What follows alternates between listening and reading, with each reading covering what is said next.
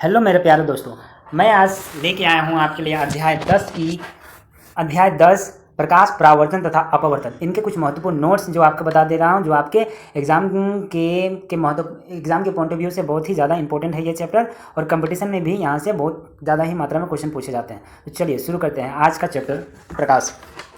तो सबसे पहला है प्रकाश क्या है। कोई आपको पूछ दे कि प्रकाश क्या है, तो हमको बताना होगा कि प्रकाश वह ऊर्जा है जिसके द्वारा हम वस्तु को देख पाते हैं। प्रकाश क्या है?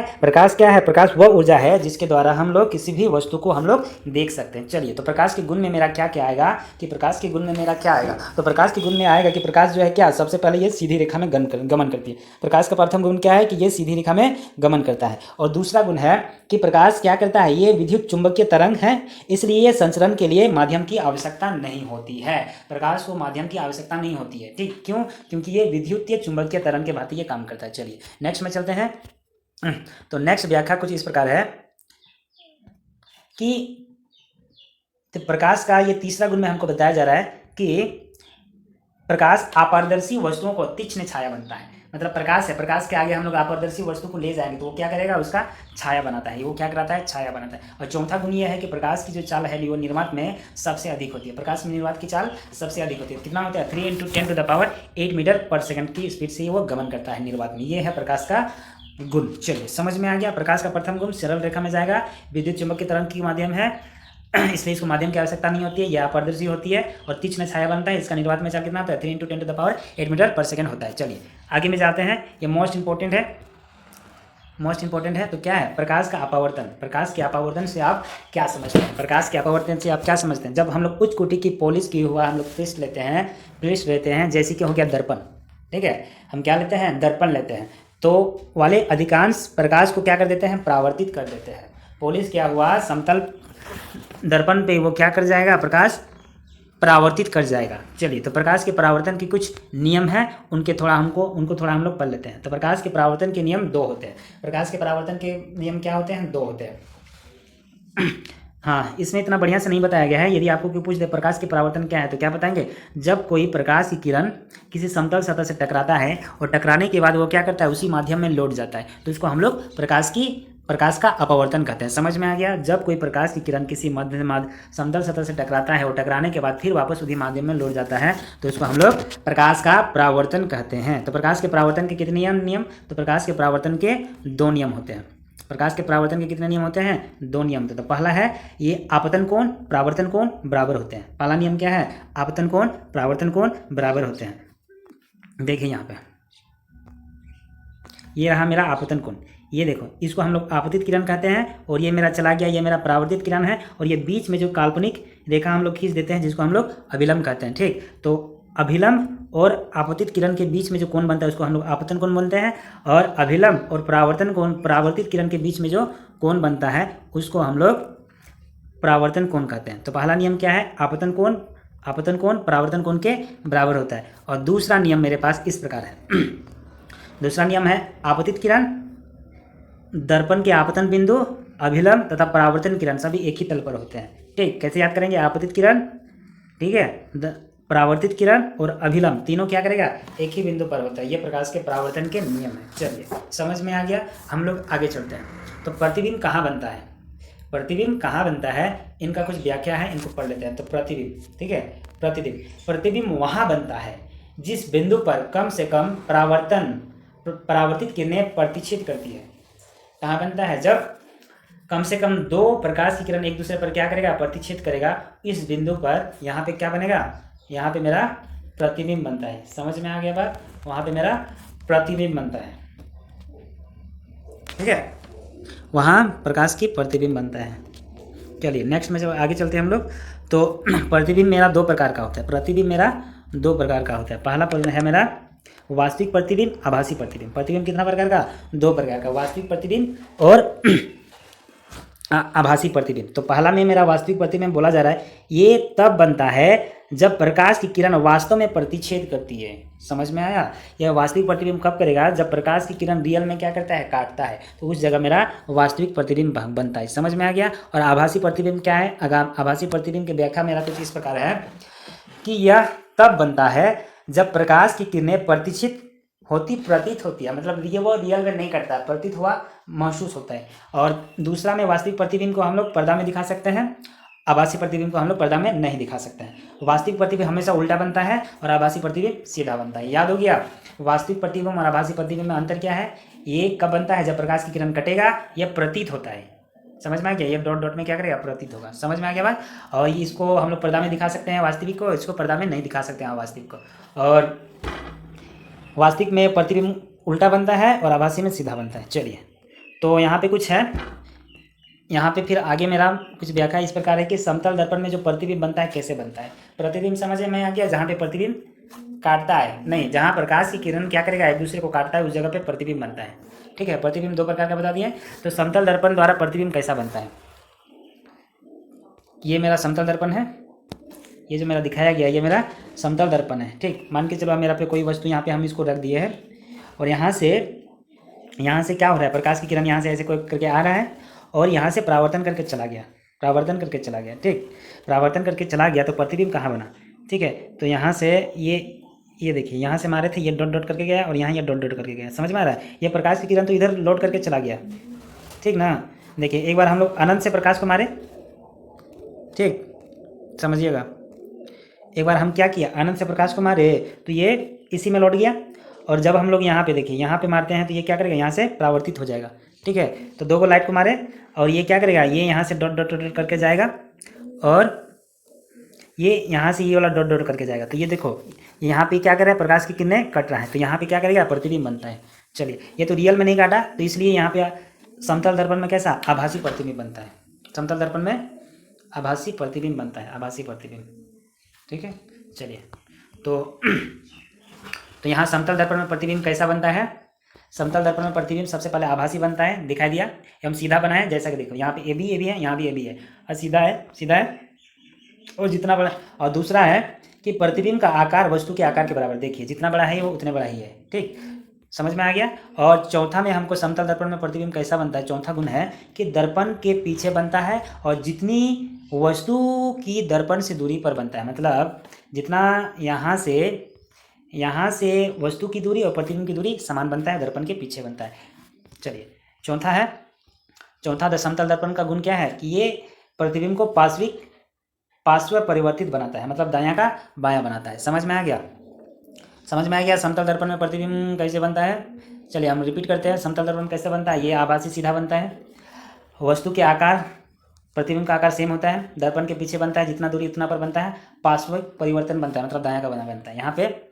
चलिए, तो आपको कोई पूछ दे कि पार्श्व परिवर्तन क्या है? पार्श्व परिवर्तन क्या है? तो इसमें वस्तु का छाया दायां भाग बायां प्रतीत होता है और बायां भाग दायां प्रतीत होता है, इसको बोलते हैं पार्श्व परिवर्तन। ठीक, चलिए, नेक्स्ट मेरे पास गोलीय दर्पण के बारे में कुछ बताया गया है। तो गोलीय दर्पण क्या है, इसके बारे में हम बताते हैं आपको। गोलीय दर्पण क्या है? तो गोलीय दर्पण का परावर्तक तल अंदर की ओर या बाहर की ओर वक्रित होता है। गोलीय दर्पण का जो परावर्तक तल है, मतलब जहाँ से प्रकाश क्या करेगा? रिफ्लेक्ट करेगा, उसका अंदर की ओर या बाहर की ओर वक्रित होता है। गोलीय दर्पण जिसका परावर्तक पृष्ठ अंदर की ओर गोले के केंद्र की ओर वक्रित हो, उसको हम लोग अवतल दर्पण कहते हैं। चलिए, समझाते हैं। ये मान के चलो, ये कोई गोला का भाग होता है, इसको हम लोग काट देते हैं तो ये इस तरह और इस तरह ये दो भाग में बढ़ जाएगा। यदि हम लोग इसको बाहर तरफ ऐसे, ठीक है, इसका यहाँ पे ये वाला यदि परावर्तक सतह बनता है तो ये मेरा अवतल, ठीक है, अवतल, ठीक है। और ये वाला इधर हम लोग रंग देते हैं और ये वाला उसका परावर्तक सतह होता है, तो इसको हम लोग बोलते हैं उतल। क्या बोलेंगे? उतल, ठीक है। उससे उतल, उससे उभरा हुआ भाग, मतलब उभरा हुआ भाग परावर्तक सतह होता है। समझ में आ गया? धसा हुआ भाग परावर्तक सतह होगा, अवतल। क्लियर हो गया बात? तो गोलीय दर्पण जिसका परावर्तक पृष्ठ बाहर की ओर वक्रित होता है उत्तल दर्पण कहते हैं, मतलब बाहर की ओर वक्रित होता है। मतलब कहने का मतलब है कि वह बाहर तरफ परावर्तक सतह होता है उसका। तो चलिए आगे बढ़ते हैं। तो आगे है गोलीय दर्पण में सामान्यतः प्रयुक्त होने वाले कुछ शब्द। गोलीय दर्पण में प्रयुक्त होने वाले कुछ सामान्य शब्द होते हैं। तो यहाँ पे कुछ दिया गया है, इसको हम समझते हैं, ठीक है। तो ये जो बीच वाला भाग होता है उसको हम लोग बोलते हैं ध्रुव। क्या बोलते हैं? ध्रुव। तो यहाँ पे कुछ व्याख्या है, इसको हम अब समझा देते हैं। तो व्याख्या है, ध्रुव क्या है? गोलीय दर्पण के परावर्तक पृष्ठ के केंद्र को ध्रुव कहते हैं, ठीक। गोलीय दर्पण के परावर्तक केंद्र को हम लोग ध्रुव कहते हैं। यह दर्पण के पृष्ठ पर स्थित होता है। ध्रुव को प्रायः पी अक्षर से हम लोग निरूपित करते हैं। ठीक है, चलिए मुख्य अक्ष क्या है? तो मुख्य अक्ष गोलीय दर्पण के ध्रुव तथा वक्रता त्रिज्या से गुजरने वाली एक सीधी रेखा को मुख्य अक्ष कहते हैं। मुख्य अक्ष दर्पण के ध्रुव पर अभिलंब होता है। यहाँ पे दिखा देते हैं आपको। ये क्या है? ध्रुव है, ध्रुव है ना। और ये देखो, मान के चलिए गोलीय है, इसका क्या है? ये वक्र है। तो वक्रता और इसको मिलाने वाले को हम लोग क्या बोलेंगे? यहाँ से इसको मिलाने वाले को हम लोग क्या बोलेंगे? मतलब P और C को मिलाने वाली रेखा को हम लोग मुख्य अक्ष कहते हैं। ठीक, समझा देते हैं यहाँ पे। ठीक है, और यहाँ से देखिए, यहाँ से मान के चलो कि प्रकाश आएगा और यहाँ से क्या करेगा? मिल जाएगा। तो इसको हम लोग जहाँ पे प्रकाश आकर के मिल जाता है और P और F के बीच की दूरी को हम लोग फोकस दूरी बोलते हैं और ये का फोकस कहलाता है। और ये देखो C और P की दूरी को हम लोग वक्रता त्रिज्या कहते हैं। चलिए आगे बढ़ते हैं।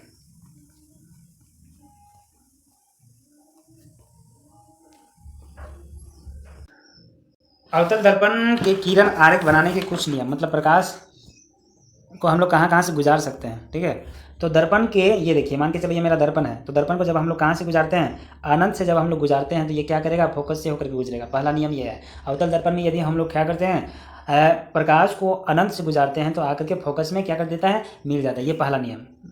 और दूसरा है, जब हम लोग प्रकाश की किरण को फोकस से गुजारते हैं, कहाँ से? फोकस से गुजारते हैं, तो ये अनंत की ओर चल जाता है। समझ में आ गया? और तीसरा है कि जब हम लोग प्रकाश की किरण को C से गुजारते हैं, मतलब वक्रता केंद्र से गुजारते हैं, तो ये वक्रता केंद्र की ओर ही मुड़ जाता है। ये किरण आरेख है। और जब हम लोग अवतल दर्पण में किरण को हम लोग कहाँ से गुजारते हैं? P से गुजारते हैं, तो वह उसी एंगल में परावर्तित हो जाती है। चलिए, तो यहाँ मोस्ट इम्पोर्टेंट है, ये आपको समझना होगा। देखिए, जब हम लोग अवतल दर्पण है, अवतल दर्पण में हम लोग वस्तु को कहाँ रखें? अनंत पर रखते हैं, तो प्रतिबिंब कहाँ बनेगा? अनंत पर रखते हैं तो प्रतिबिंब फोकस पे बनेगा। अनंत पर रखेंगे तो प्रतिबिंब कहाँ से बनेगा? फोकस पर बनता है। ठीक है, और जब हम लोग देखिए, अनंत से कहाँ बना? फोकस पर बना।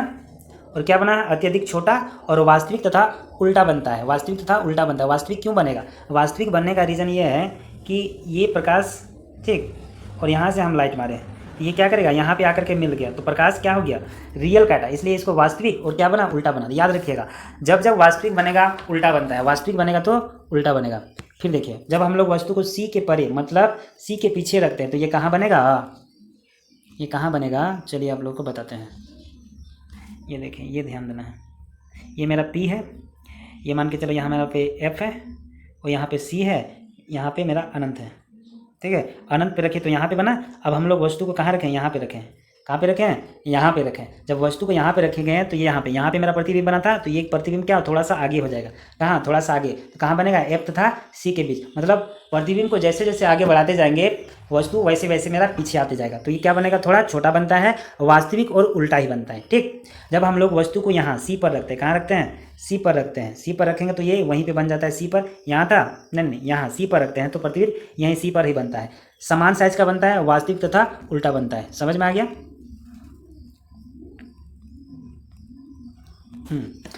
जब हम लोग C तथा F के बीच में रखेंगे, मतलब C से थोड़ा सा आगे बढ़ा देंगे, तो ये क्या करेगा? C से पीछे चला जाएगा, C से परे जाएगा और बड़ा जाएगा। C से जैसे ही पार वो बड़ा बनेगा, C से जैसे ही पार वो बड़ा, C से अंदर छोटा बनेगा, C पे आया बराबर आया।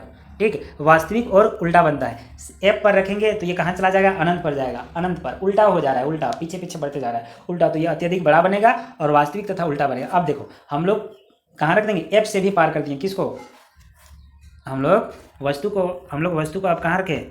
वस्तु को हम लोग यहाँ F है ना, तो यहाँ पे रख दिए। जब हम लोग F से पार कर देंगे तो क्या होता है? F से जब हम लोग पार कर देते हैं तो ये दर्पण के पीछे विवर्धित, मतलब बड़ा बनता है, और आभासी और सीधा बनता है। हाँ, तो अवतल दर्पण पर कहाँ पे वस्तु को रखें कि वो बड़ा और सीधा बनाता है? तो P तथा F के बीच में बनाता है, दर्पण के पीछे विवर्धित। ये याद रखना।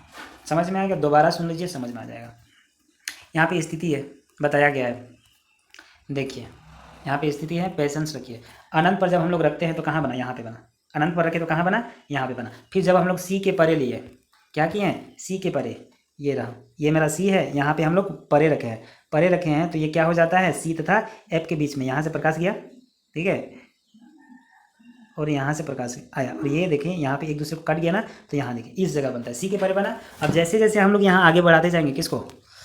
वस्तु को, ये देखिए C पर रखें, कहाँ रखें? अब हम लोग सी पर रखे, जब सी पर रखे तो सी पे बना ना, वस्तु का आकार का बना सेम टू सेम बना। चलिए आगे जाते हैं। जब हम लोग वस्तु को कहाँ रख दिए, सी तथा एफ के बीच में रखें तो प्रकाश यहाँ से जाएगा, अनंत से बता दिए थे प्रकाश हम लोग अनंत से मार सकते हैं तो फोकस पे जाएगा, ठीक है बताए थे। फिर हम बताए थे कि फोकस से लाइट मारेंगे तो ये अनंत पे जाएगा। तो ये देखिए यहाँ पे ये कट गया तो यहाँ पे बना सी के परे बन गया। चलिए यही ये 4 नियम बताए ना प्रकाश मतलब किरण कहाँ कहाँ से जा सकता है। 5 में देखिए, 5 में हम लोग कहाँ रखें, हम लोग एफ पर रख दिए, एफ पर रखे तो हम लोग अनंत से लाइट मारे ऐसे चला गया, ठीक है। अब सी से हम लोग लाइट किए ऐसे चला गया, तो ये देखिए कहाँ बन रहा है, अनंत पर बन रहा है, ठीक है। और हम लोग वस्तु को कहाँ रख रहे हैं, पी तथा एफ के बीच में, ये पी है और एफ के बीच में हम लोग रख दिए वस्तु को, ठीक। तो हम लाइट इधर से मारते हैं तो हमको पता है यहाँ से लाइट मारेंगे तो ऐसे जाएगा, और हम लोग सी से मारेंगे तो ये ऐसे चला जाएगा। तो ये क्या करेगा, तो यहाँ से डॉट डॉट डॉट डॉट और यहाँ से dot dot dot dot dot यहाँ से डॉट डॉट करके जाएगा, तो यहाँ पे ये क्या हो गया, मिल गया। तो ये देखो रियल में प्रकाश नहीं काटा तो इसलिए आभासी और सीधा बना और वस्तु से बड़ा बना। समझ में आ गया बात। चलिए आगे हम लोग पढ़ते हैं अवतल दर्पण के उपयोग पढ़ते हैं। अवतल दर्पण का उपयोग हम लोग पढ़ते हैं। अवतल दर्पण क्या है बता दिए थे, अवतल दर्पण जिसका अंदर वाला भाग परावर्तक सतह तो बाहर तरफ उसको हम लोग रख देते हैं, उसको हम लोग अवतल दर्पण कहते हैं, बता दिए थे। तो अवतल दर्पण क्या होता है, अभिसारी होता है। अवतल दर्पण कैसा होता है, अभिसारी। ये मतलब ये जो लाइट जाएगा एक जगह क्या करता है, जमा कर देता है लाइट को इस तरह से, इसके लिए हम लोग उसको अभिसारी बोलते हैं। तो इसका उपयोग कुछ इस तरह है कि ये इस तरह है इसका उपयोग कि सामान्यतः टॉर्च लाइट तथा वाहनों के हेडलाइट में प्रकाश का शक्तिशाली समांतर किरणपुंज के लिए प्रयोग किया जाता है, ठीक है। कहाँ उसका यूज, टॉर्च हेडलाइट में। हेडलाइट में इसका यूज इसलिए किया जाता है क्योंकि देखिए ये मेरा क्या है, मान के चलो ये हेडलाइट है, यहाँ पे हम क्या रखें, बल्ब को रखें। तो ये देखिए यहाँ से फोकस से ये जाएगा इस तरह, ठीक है, फोकस से ये जाएगा तो यहाँ इस तरह से समांतर क्या करेगा, निकाल देगा प्रकाश को। बता दिया था अवतल दर्पण वाला, प्रकाश फोकस से इस तरह जाएगा, प्रकाश फोकस से जाएगा तो क्या करेगा, इस तरह समांतर निकाल देगा, इसलिए इसका उपयोग किया जाता है। हाँ तीसरा क्या है, दंत विशेषज्ञ अवतल दर्पण का उपयोग मरीजों को दांतों को बड़ा आवर्धित देखने के लिए उपयोग करते हैं, ठीक है। बड़ा बड़ा देखने के लिए डॉक्टर लोग इसका उपयोग करते हैं। तीसरा है चेहरे को बड़ा प्रतिबिंब देखने के लिए सेविंग दर्पण का उपयोग किया जाता है। चौथा क्या है कि सौरभट्टियों के प्रकाश को केंद्रित करने के लिए बड़े अवतल दर्पण का उपयोग किया जाता है, क्योंकि वो प्रकाश को एक जगह जमा करता है, इसलिए हम लोग उसको सौरभट्टी का उपयोग में लाते हैं। चलिए समझ में आ गया। उत्तल दर्पण का किरण आरेख सेम टू सेम है। किरण आरेख कुछ इस प्रकार है उत्तल दर्पण का कि ये देखिए हम लोग अनंत से मारेंगे तो ये क्या करेगा, अनंत से जब हम लोग मारते हैं तो ये प्रकाश को इधर फैला देता है, क्या करेगा, ये प्रकाश की इधर फैला देगा, ये इधर फैला देगा। अनंत से मारेंगे तो लेकिन ये फोकस में ही जा करके मिलेगा, ठीक ना। इसको हम लोग जब प्रकाश को आगे बढ़ाएंगे तो ये क्या, ये फोकस पर मिलेगा, ठीक है। अब फिर देखिए आज का वीडियो हम यहीं पे समाप्त करते हैं। यदि आपको ये वीडियो अच्छा लगेगा तो मैं आपको कमेंट भी प्रोवाइड करूँगा यदि आपका डिमांड हो तो। चलिए धन्यवाद।